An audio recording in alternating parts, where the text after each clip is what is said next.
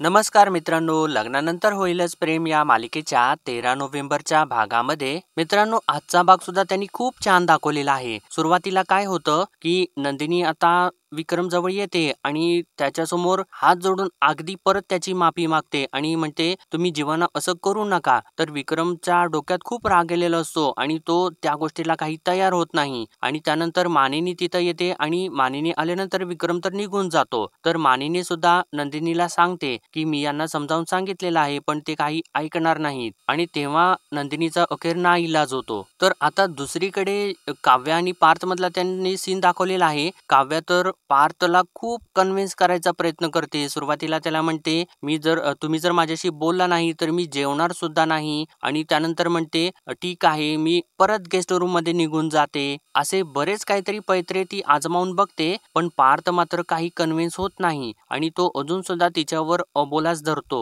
आणि तो काही तिला माफ करत नाही. तर त्यानंतर आता जीवा ऑफिसला जायच्या तयारीला लागतो आणि तेव्हा नंदिनी आता जीवाची माफी मागते. तर जीवा म्हणतो नाही नंदिनी तुझी याच्यामध्ये काही एक चूक नाहीये. तर तेव्हा जीवा तिला सांगतो आपल्या दोघांच्या मध्ये जर कोणाचं स्वप्न पूर्ण करायचं असेल ना तर मी ते तुझं करेन. आणि त्यानंतर जीवा आता पार्थची माफी मागतो आणि तुझ्या या छोट्या भैयाला तू माफ करशील का असं तो म्हणत असताना नंदिनी ते सर्व काही बघते आणि ती मनाशी एक ठाम पण करते की जीवाने जो काही दागिना विकलेला आहे तो आता मी परत मिळवून निदान एक तरी आरोप त्यांच्यावरचा मी मिटवून दाखवेन असं ती पण करते. तर मित्रांनो चला आजच्या भागाला सुरुवातीपासून बघूया. आता हे सर्व काही झाल्यानंतर विक्रम दुसऱ्या दिवशी सकाळी किचन मध्ये एकटाच कॉफी करत असतो. तर तेव्हा आता नंदिनी तिथे येते आणि ते बघितल्यानंतर विक्रमला म्हणते बाबा मी देते ना कॉफी करून. तर विक्रम तिच्याशी काही न बोलता तिच्या दिशेने हात करतो आणि नको असं सांगतो. तर नंदिनी आता विक्रमला म्हणते बाबा मला थोडं तुमच्याशी बोलायचं होतं. तर विक्रम तिला म्हणतो तू मला काही म्हणालीस का, कारण काय आहे ना तुमच्याशी थोडं बोलायचं होतं हे ऐकायची सवय नाहीये मला असं त्यानं म्हटल्यानंतर आता नंदिनीच्या डोळ्यामधून घळकन पाणीच येतं आणि ती म्हणते बाबा सॉरी आणि ती हात जोडते आणि म्हणते मनापासून खूप खूप सॉरी. तर विक्रम तिला म्हणतो हे तुझं जे सॉरी आहे ना ते माझ्या आईच्या फोटो समोर नेऊन ठेव. तिची नजर विचारत आहे की तो हार विकेपर्यंत गोष्टी गेल्याच कशा. आज ती असती ना तर जेव्हा तिचा लाडका म्हणून त्याचे कान धरले नसते माझे आणि मानिनीचे कान धरले असते आणि जाब विचारले असते मला. फार कम्युनिकेशनच्या गोष्टी करताना तुम्ही आणि तुमच्या मुलांच्या आयुष्यामध्ये इतकं वाईट घडतंय याची तुम्हाला कल्पना सुद्धा नाही. अरे कसले आई बाप तुम्ही. आणि मला सुद्धा आता तसंच वाटायला लागलेलं आहे की असले कसले आई बाप आम्ही. फुकटच्या गप्पा मारतो ना आम्ही तुमच्याशी पण तुमच्या मनात काय चाललेलं आहे हे तुमच्या डोळ्यामध्ये वाचता येत नाही आम्हाला. तर नंदिनी त्याला म्हणते बाबा प्लीज आता तुम्ही स्वतःला दोष देऊ नका. अहो आई बाबा म्हणून तुम्ही कुठे चुकलेला नाही आहात. उलट तुमची मुलं म्हणून ना आम्हाला तुमच्या मनाचाच नीट विचार नाही करता आला. तर विक्रम अजून सुद्धा चिडतच असतो. तो म्हणतो नाही नाही तुम्ही मुलं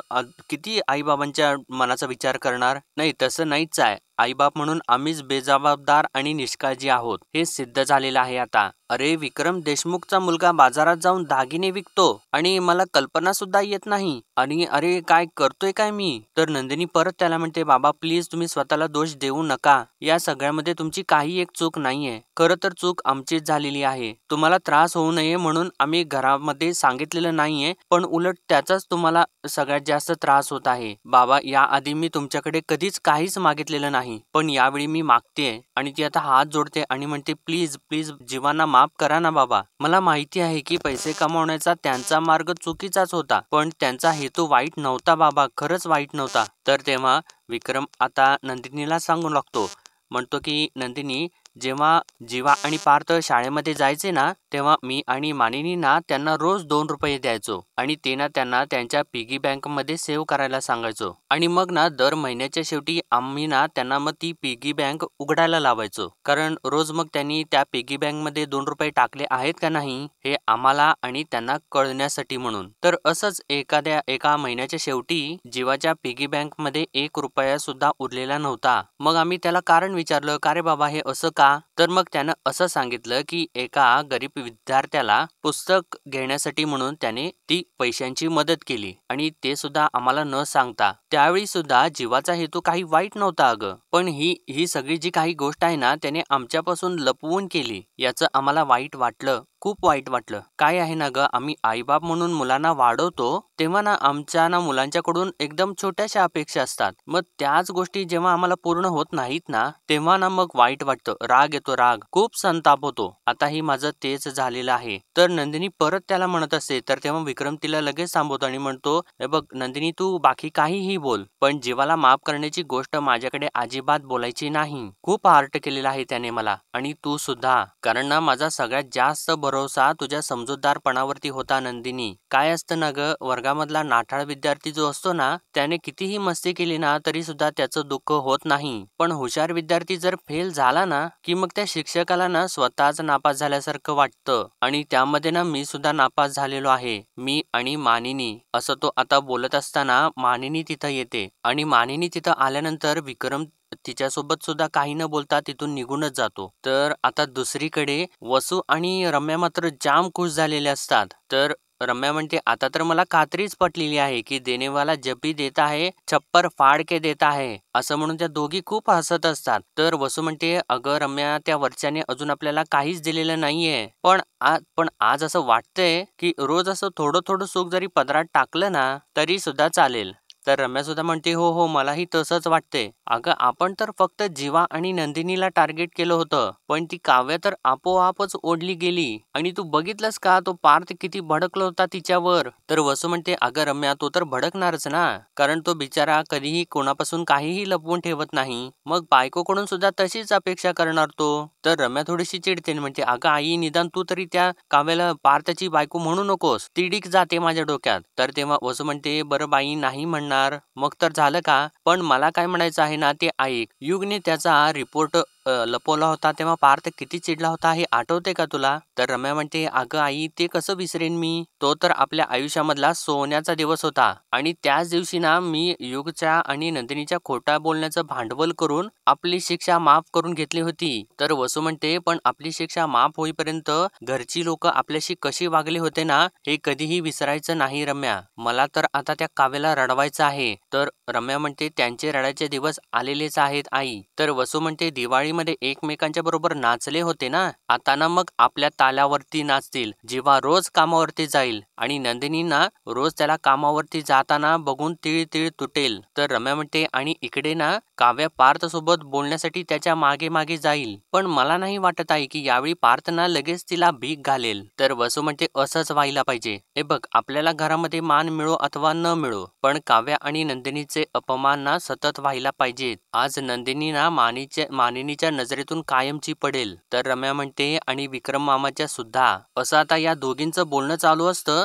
तर इकडे सुद्धा आता परत त्यांनी नंदिनी आणि मानिनी मधला सीन दाखवलेला आहे. आता मानिनी सुद्धा नंदिनी समोर येऊन रडत असते. तर तेव्हा नंदिनी जाऊन मानिनीला मिठीच मारते आणि ती सुद्धा जोराने रडू लागते. आणि नंदिनी आता मानिनीला म्हणते, अहो आई, चुकलं हो माझं. तर मानिनी तिला म्हणते, नाही ग नंदिनी, तुझं नाही चुकलं. विक्रम म्हणतात तेच बरोबर आहे, आमचंच कुठेतरी चुकलं असणार आहे. सासू म्हणून ही माझंही कुठेतरी चुकलं असेलच ना. सुनेला माझ्यापाशी काही बोलावंसं नाही वाटलं. तर नंदिनी तिला रडत रडत म्हणते, नाही आई, प्लीज तुम्ही तरी असं बोलू नका. तुम्ही समजताय ना तसं काहीच नाहीये आई. मी खरंच सांगते आई, आनंद निवासचा विषय मी जर समजा घरात काढला असता ना तर जीवांना खूप ओरडा बसला असता. तर मानिनी तिला म्हणते, अगं पण जे होऊ नये ते त्यासाठी तू जे काही लपवलंस ते शेवटी तर झालंच ना, आणि केवढा भडका उडाला. तर नंदिनी म्हणते, नाही आई, मी चुकलेलेच आहे, पण या सगळ्याची शिक्षा ना जीवांना मिळालेली आहे. तुम्ही प्लीज बाबांशी बोला ना, तुम्ही एकदा बोला ना प्लीज बाबांशी, मी जीवांना असं नाही बघू शकत आहे. तर तेव्हा मानिनी तिला म्हणते, अगं मी सुद्धा नाही बघू शकत आहे, आणि मी बोललेले सुद्धा आहे यांच्याशी, पण नाही ऐकणार आहेत ते. तर नंदिनी अजून रडू लागते आणि म्हणते,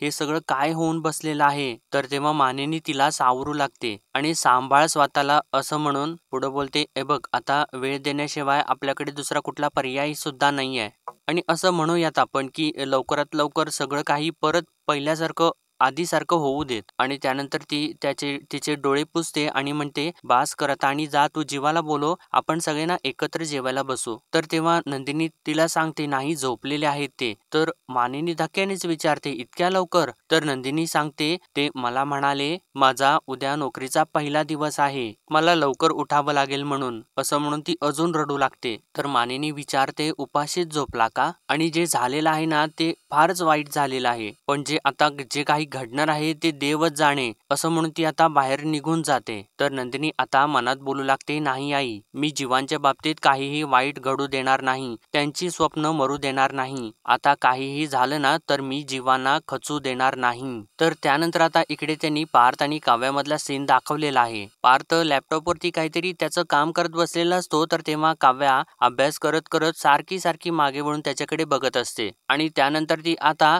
पार्थ प्रमाणेच एक कागदाचा गोळा तयार करते आणि पार्थच्या दिशेने टाकते. तर तेव्हा पार्थ तो गोळा घेतो आणि फेकूनच देतो. तर तेव्हा काव्या आता रागात त्याच्याकडे एक नजर टाकते आणि मनात म्हणते, हे देशमुख किती खडूस आहेत, कागदाचा गोळा मुद्दामूनच उचलला नाही पण मी पण शांत बसणार नाही. असं म्हणून ती अजून कागदावरती काहीतरी लिहिते आणि परत त्याचा कागदाचा गोळा तयार करून पार्थच्या दिशेने टाकते. तर तेव्हा पार्थ थोडासा रागाला येतो आणि तो कागदाचा बोळा हातात घेऊन म्हणतो, काय वेडेपणा आहे, शाळेत आहात का तुम्ही? असं म्हणून तो परत टाकून देतो. तर काव्या लगेचच त्याच्या दिशेने वळून बसते आणि म्हणते, शाळेत नाहीये मी देशमुख, पण जेव्हा होते ना तेव्हा माझ्या रुसलेल्या मैत्रिणीच्या चेहऱ्यावरचा फुगा ना मी असाच बोळा फेकून फोडायचे. तर पार्थ तिला म्हणतो, मी तुमची मैत्रीण नाहीये. तर काव्या त्याला म्हणते, बरोबर आहे देशमुख, तुम्ही माझे मैत्रीण कसे काय असाल, तुम्ही तर माझे मित्र आहात ना. असं ती हसत बोलत असताना पार्थ आता एक रागाची नजर तिच्याकडे टाकतो आणि लॅपटॉप बंद करून बाजूला ठेवतो आणि चष्मा सुद्धा काढून ठेवतो आणि झोपेत जातो.